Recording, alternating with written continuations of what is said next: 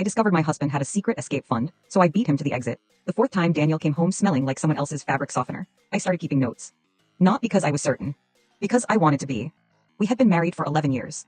2 kids, a house we renovated together, a life that looked exactly like what we had both said we wanted. Daniel handled his own finances, always had, which I had accepted as a personality trait and never examined as a choice.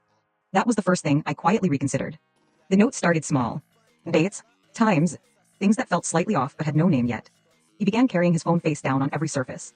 He started filling the car with gas on the way home instead of on the way out, which meant the mileage was harder to track. He stopped mentioning his coworkers by name, where before he had mentioned them constantly. None of those things meant anything alone. Together they had a shape. About 6 weeks in, I found a savings account statement in the inside pocket of a jacket he asked me to return to his dry cleaning rotation. A personal account. Not our joint account. Not the investment account I knew about. Something separate, opened 18 months earlier, with a balance that did not come from nowhere. I folded the statement and put it back exactly as I had found it. I didn't ask him about it that night. Or the next.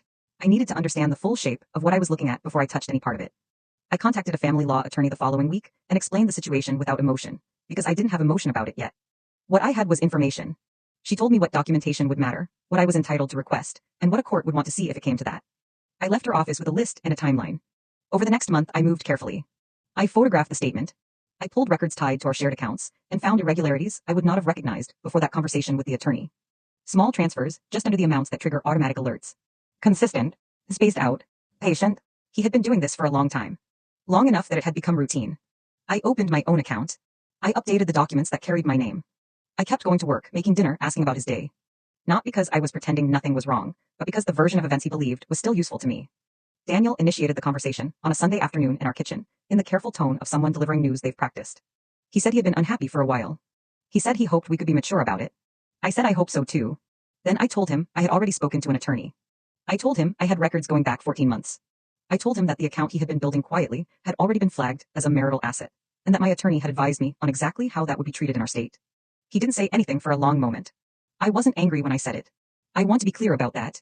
There was no satisfaction in watching his expression change. What I felt was something closer to stillness. The particular stillness of a person who is no longer reacting, but has already decided. He had spent over a year preparing an exit. What he hadn't accounted for was that I had spent the last 2 months preparing a better one. We settled without litigation. My attorney described the outcome as favorable. I would describe it as accurate. The kids are fine. I am fine. The house sold quickly. What I think about now isn't the betrayal, or the secret account, or even the fabric softener. I think about the jacket. The one he handed me without thinking. He had been so careful for so long.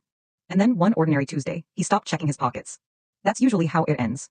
Not with a confrontation. Just with a small, careless moment that one person notices and the other one doesn't. I noticed.